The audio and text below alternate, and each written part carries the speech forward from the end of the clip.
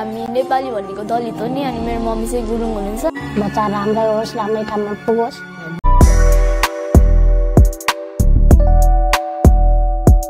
नेपालको मनोरञ्जन तथा साहसिक क्षेत्रकी प्रेरणादायी व्यक्तित्व कविता नेपालीले हालै संसारकै सर्वोच्च शिखर सगरमाथा र लोत्से हिमाल सफलतापूर्वक आरोहण गर्नुभएको छ। सँगैको साथी अब मरेको छ त्यहाँनिर, कसैको औला खाइदिएको छ 3टा। म त बसेँ, म 45 मिनट जति बसेँ कि।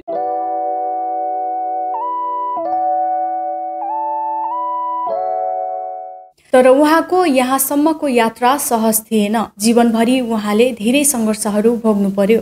कविताले खुलस्त बताएकी छिन् कि समाजले उहाँलाई तल्लो जातको भन्दै मुनि गिराउन चाहेको थियो।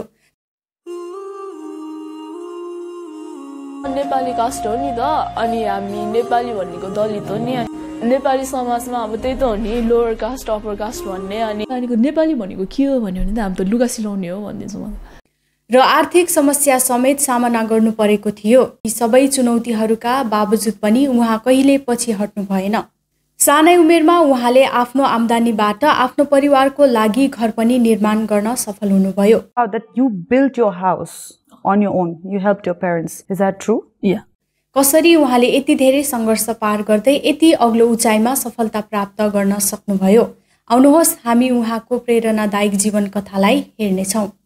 बाल्यकाल र पढाइ। कविता नेपालीको जन्म जुलाई 20, 2000 काठमाडौँमा भएको हो। तर उहाँको घर सर्लाही जिल्लाको पत्थरकोट हो। सानै उमेरदेखि उहाँलाई सङ्गीत र नाचप्रति गहिरो रुचि थियो। उहाँ सानोमा टिभीमा नाच देखेर आफै पनि नाच्थिन् र कहिलेकाहीँ टिभीभित्र पस्न खोज्थिन्। उहाँ पढाइमा पनि अब्बल हुनुहुन्थ्यो। आमाले पढाइलाई धेरै प्राथमिकता दिनुहुन्थ्यो। नाचसँगै कविताले चिनिया मार्शल आर्ट पनि सिक्नुभयो।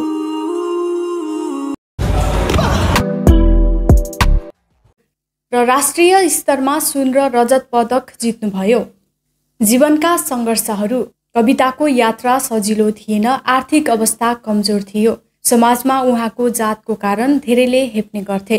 कतिपयले भने नाच्ने र अभिनय गर्ने काम गरिरहनु हुँदैन भन्ने सोच राख्थे। तर कविताले कहिले हार मान्नु भएन।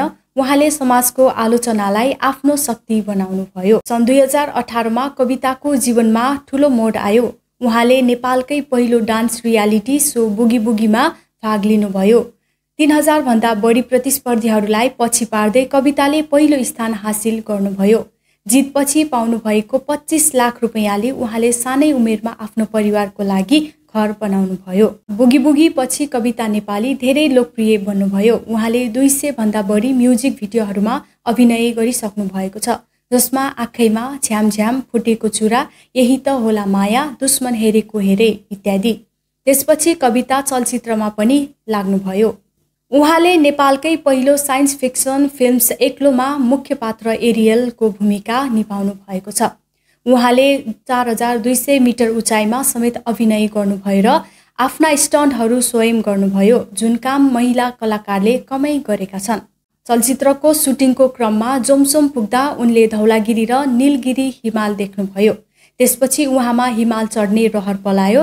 एलिट एक्सपर्टको सहयोगमा उहाँले नोभेम्बर 2024मा लोबुचे हिमाल सफलतापूर्वक आरोहण गर्नुभयो।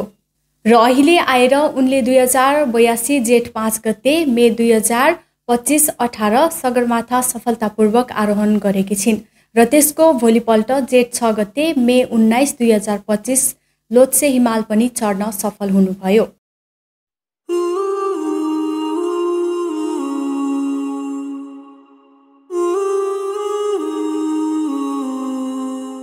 उनी एउटै अभियानमा पूरा गर्ने पहिलो नेपाली सेलिब्रिटी बनेकी छिन्। अहिले कविता नेपाली 24 वर्ष मात्र हुनुहुन्छ, तर उहाँको जीवनले धेरै कुरा सिकाउँछ। कसरी सङ्घर्ष गर्नु, सपना पछ्याउनु र कहिले हार नमान्नु। उहाँ आजको युवा पुस्ताका लागि एक प्रेरणाको स्रोत हुनुहुन्छ र उनको सफलता नेपाली महिलाहरूका लागि बल, हिम्मत र नयाँ बाटो खोल्ने एउटा राम्रो उदाहरण हो।